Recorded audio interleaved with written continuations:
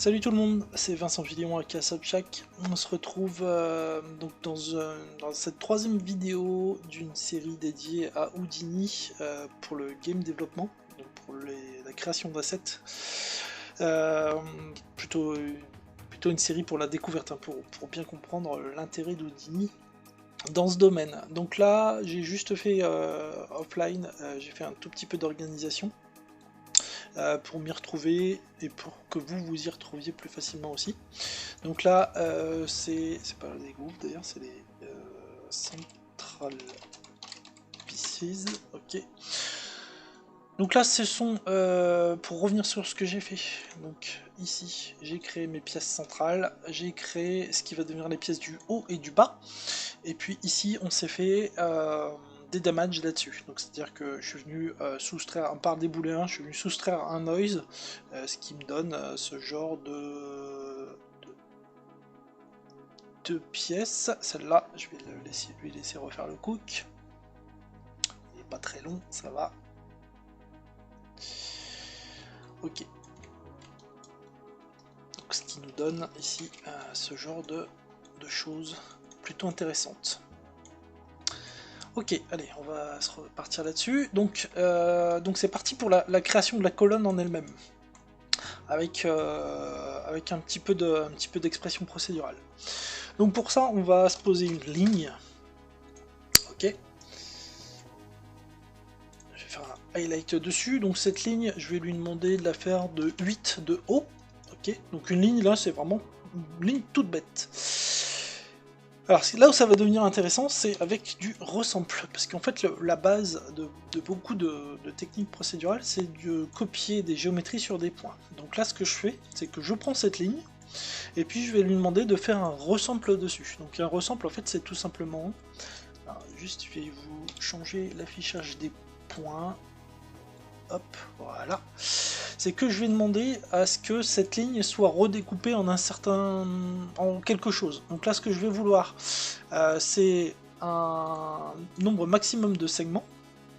Alors pareil, ça c'est un node qu'on va exposer dans notre HDA final. Donc je le mets en rose. Ok, vous voyez que là, en fait, je viens régler le nombre de points sur ma ligne. Et en fait, ça va être tout simplement le nombre de mes pièces, le nombre de pièces. Si ici je viens changer la hauteur, le nombre de pièces, de pièces ne change pas. Okay.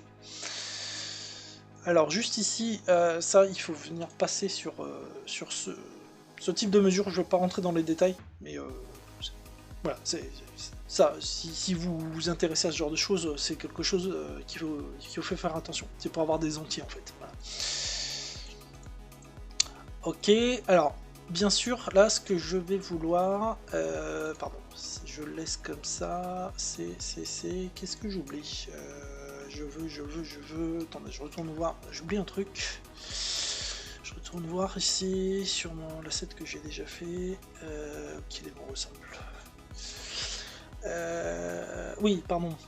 Alors là, c'était simplement pour vous. Je me suis perdu parce que je voulais juste vous faire voir ça. Mais là, ce qu'on va vouloir faire, c'est qu'on va vouloir une hauteur maxi, et en fait cette hauteur maxi, ça va être notre hauteur des pièces. Donc là je vais venir chercher la hauteur, copie paramètres, et je viens le coller ici en relatif, entrée. Donc ce qui fait que si maintenant je viens changer ma hauteur de pièce, vous voyez que ici la hauteur de mon resample suit. Voilà.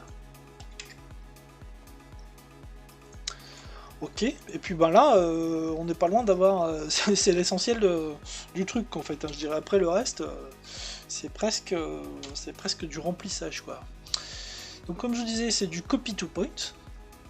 Donc ici, le copy to point requiert des points. Donc les points je viens de les faire, et puis des géométries. Donc là je vais venir aller chercher ça, ok, je vais voir ce que ça donne. On va changer d'affichage pour que ce soit un petit peu plus visuel. Ok, voilà, j'ai ça. Vous voyez que ici, ça correspond bien, mais ma hauteur de pièce ne s'interfère pas, puisque chaque point à la même hauteur que chacune des pièces. Si je viens... Excusez-moi. Si je viens changer les hauteurs, ok, ça fonctionne.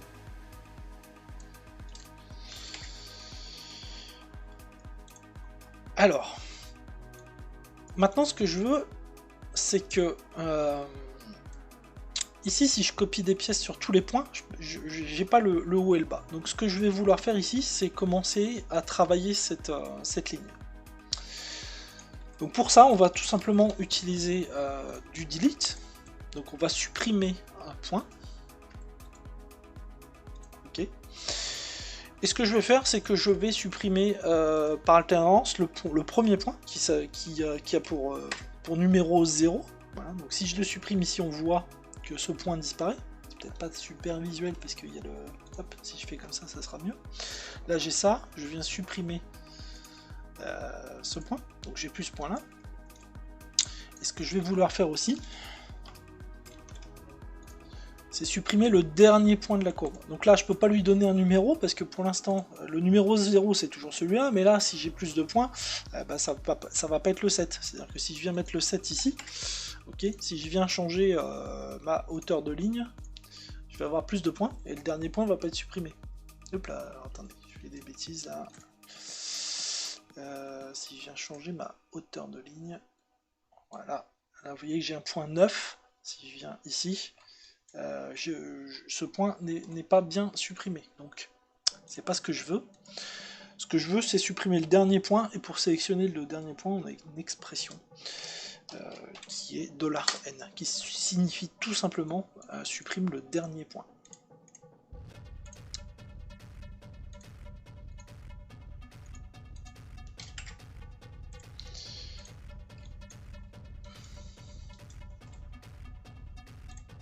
Ici je supprime le premier, ici je supprime le dernier. Pourquoi il est... Ouais, voilà, pardon, il faut que je lui demande de... Ah non, pardon, je suis en primitive. Ok, en point. Le dernier point, c'est bon.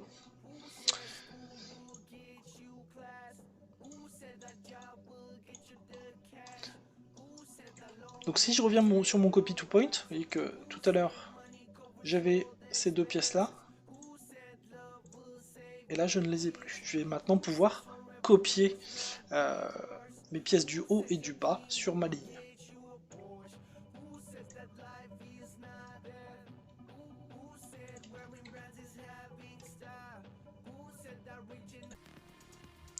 Hop, allez, excusez-moi, je reprends. J'ai été un petit peu dérangé IRL, ce qui fait que j'avais un petit peu de mal à continuer. J'ai pas dû être très très clair là sur les dernières explications, mais je vais reprendre ça sereinement. Donc, pour reprendre un petit peu le truc, j'ai créé une ligne que j'ai resamplée, donc ce qui fait que en fait je la divise en un certain nombre de points qui correspond, chaque écart entre les points correspond à la hauteur de chacune de mes pièces. Je copie ma géométrie, donc mes pièces centrales sur chacun de ces points, ok. Et puis ici je viens supprimer le premier et le dernier point afin de pouvoir laisser de la place pour copier la pièce de haut et de bas.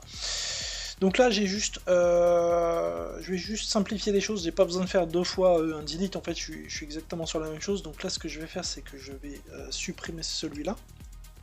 Et puis je vais ici lui demander de supprimer à la fois le point 0 et à la fois le dernier point. Voilà.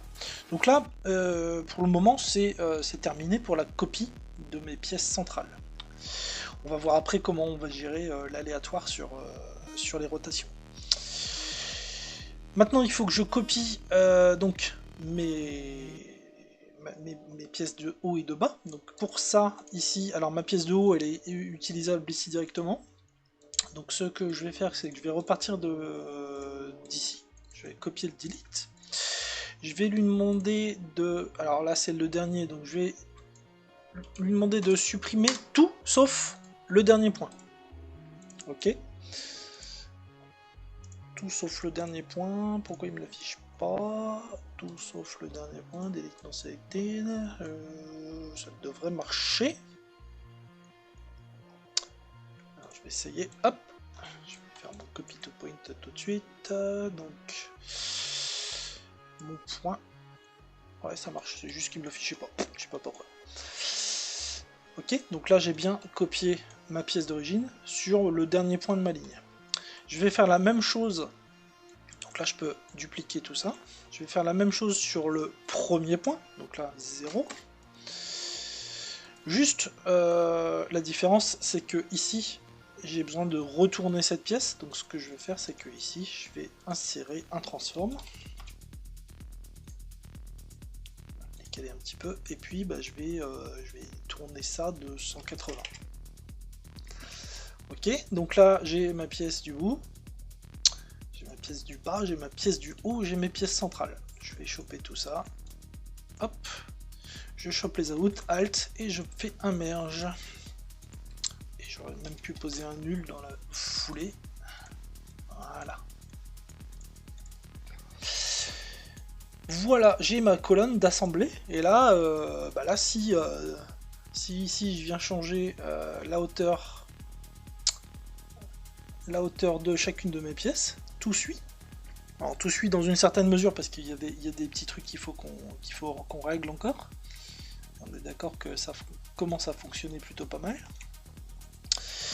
Et même chose, ici si je viens changer la hauteur de ma ligne, ça va faire la même chose.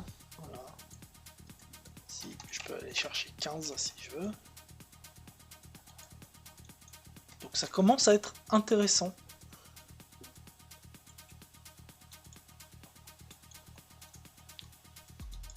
Ok. Allez, on va s'occuper de l'aléatoire sur les rotations. Parce que là, en fait, ce que je veux, hein, si on regarde mon asset terminé, pour avoir quelque chose d'intéressant, c'est que je viens à chaque duplication des pièces centrales, je viens le tourner un petit peu d'une certaine valeur aléatoire, ce qui fait que comme ça j'ai un asset qui est plus cool, qui fait moins artificiel. Donc pour ça il n'y a pas grand chose à faire, je vais pas rentrer dans les détails parce que c'est un node qui est pas très compliqué mais qui pose problème à certaines personnes. En fait c'est un copy to point, en fait, il s'appelle c'est le même node, c'est le copy stamp. En fait c'est vraiment la même chose que celui-là, sauf qu'en fait on a la possibilité de lui demander de faire des copies aléatoires. Donc pour ça en fait on vient créer des variables, et à ces variables on vient chercher des valeurs. Donc je vais ici les copier-coller pour pas passer trop de temps. Et puis je vais quand même vous expliquer un petit peu ce qu'elles font. Donc celle-là je vais l'appeler orient Y. Ici j'appuie sur Alt E pour ouvrir mon éditeur, je vais copier ma fonction, je vais juste la nettoyer d'une petite chose qu'on va faire dans la partie suivante, dans la vidéo suivante. Voilà, j'applique. Je vais faire la même chose sur... Ah bah en fait, tac. Et en fait, c'est cette expression-là. Alt E. Je vais vous expliquer. Hein, juste quelques secondes. Accepte. Alors, oriente, j'ai dit. Et ça, orientation sur X et Z. Ok, alors je vais revenir donc sur cette expression. Qu'est-ce que ça fait en fait? Là, fit, c'est une fonction d'expression, de vex, on la retrouve en expression en vex, qui va tout simplement faire correspondre une valeur à un certain range. Donc en fait là je viens demander de générer un nombre random en fonction de la copie. Donc c'est-à-dire que à chacune des copies, je vais avoir un nombre différent, et donc je demande à ce que ce random colle, entre guillemets, à une plage de -2, 2. Donc c'est-à-dire que ici, ça va me sortir une valeur qui va être comprise entre -2 et 2. Alors -2 et 2 c'est quoi? C'est entre -2 et +2 degrés de rotation sur les colonnes. Alors pour ça, ici, je vais venir commencer Où est-ce qu'elle est ma géo? Donc là, je vais poser simplement un transform au-dessus. Ok. Je vais venir chercher ma géométrie et donc ici, donc en rotation Y, je vais venir lui demander d'aller chercher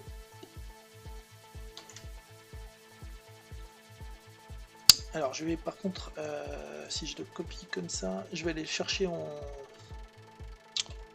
je peux pas faire du copier-coller en fait là-dessus, donc c'est stamp tac tac donc point slash et comment qui s'appelle mon c'est copie 2 ok, donc la variable que je vais aller chercher c'est orient y et sa valeur par défaut je vais dire 1 voilà, 1 degré par défaut. Hop là. Appliquer, accept, ok. Alors je me suis trompé de pièce, ouais c'est celle-là,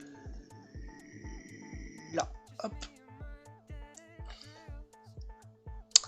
Et la ligne c'est celle-là, oui en fait je suis en train d'essayer de copier des trucs pas au bon endroit, ça va pas marcher. Qu'est-ce que je fais là? Attendez, je suis en train de me perdre moi-même, c'est bien ce copie là que je veux remplacer, donc là je veux ça.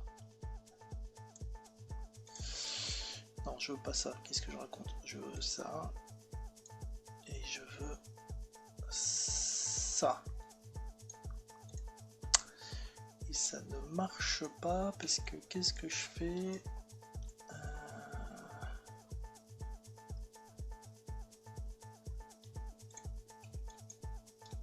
Qu'est-ce que je fais? Je vais le mettre... Ah, oui, pardon. Ok. Je vais le mettre en translate. Pardon. Alors, CTRL X, je vais nettoyer ça. Ça, c'est vraiment une erreur bête. Delete channel. Et en rotation Y. Voilà. Donc, si je regarde ça maintenant. Voilà. Vous voyez que la différence par rapport à là, il vient m'aligner.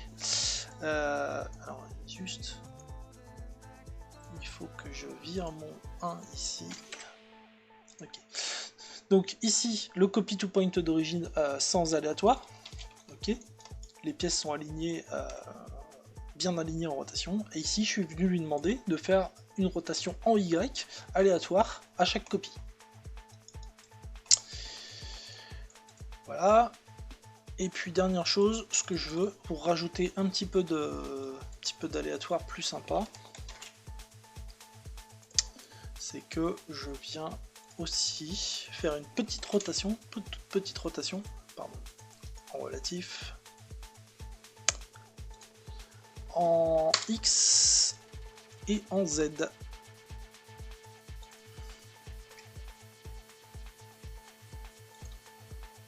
Entrée. Voilà, donc ça je peux le supprimer. Hop, j'en ai plus besoin. Je viens faire mon merge ici, et ça j'en ai pas besoin.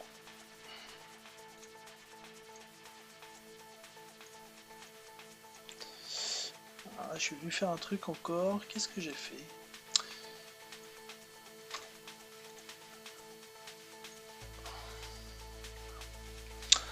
Alors je suis désolé, c'est un petit peu brouillon la fin là. C'est pas toujours évident de se concentrer pendant une vidéo. Je fais un petit décalage. Qu'est-ce que je fais en fait? J'ai pas de translate. Voilà, c'est ça. Ok.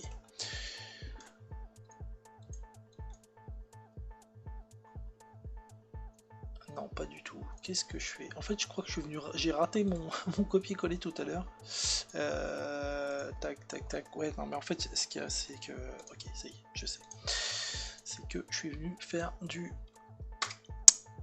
copier-coller par rapport à mon truc d'origine, là. Et ça fonctionne pas. Donc... c'est parce que j'essaye d'aller plus vite pour la vidéo et en fait je fais des bêtises. Donc delete channel, ok, je vais supprimer ça. Et donc là je vais aller bien me chercher mon expression en dur. Hop là, stamp. Paf paf.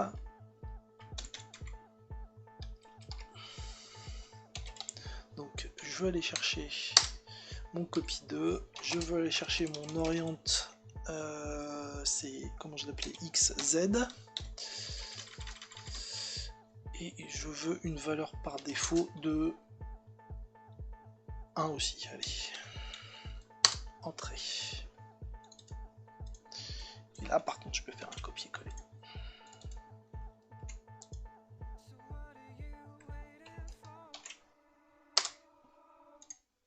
Ok, voyons voir. Et j'ai toujours ce décalage, je ne comprends pas.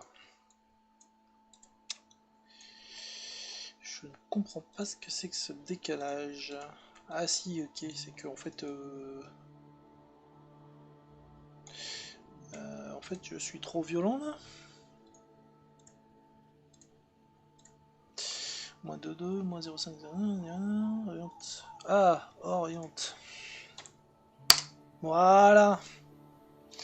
Ok, excusez-moi pour ce petit cafouillage, mais bon, vous voyez que au final, hein, on s'y retrouve. Et ben voilà, là pour le moment, on a fini sur la modélisation procédurale. On a différents paramètres sur lesquels on peut intervenir. Donc les principaux étant ici, si je change ma hauteur, et ben tout suit, ok. Et puis bien sûr celui qu'on avait fait au tout début, qui est le copy ici. Si je viens changer ici le nombre de groove, de rainure, ça change surtout. Qu'est-ce qu'on a encore? La hauteur totale, bien sûr. Alors oui, lui, il faut que je le mette en rose aussi pour le retrouver tout à l'heure. Donc là, si je viens mettre 12, ok, je vais avoir des colonnes en plus, des pièces en plus. Voilà, un petit truc propre qu'on peut faire. C'est venir, vous voyez, ici en fait, il est un petit peu, la colonne n'est pas placée au bon endroit par rapport à l'origine. Donc là, on peut se mettre un transform. Et puis, ben pareil, là, on va jouer avec les Y-min, Y-max. Donc là, en théorie, ce que je veux, c'est le bouger de moins Y, de Y-min. Y-min. Et ben non, c'est toujours moins. Alors là, décidément, ce truc-là, je crois que je comprendrai jamais. Vous voyez que là, il est bien aligné. Voilà. Alors il y a un truc aussi qui manque, c'est des normales. Donc ça, c'est des weights normales en fait, ce qu'on connaît dans d'autres softs. Je vais le configurer sur 30. Un petit peu moins même là, pour essayer de choper un peu. C'est... Voilà.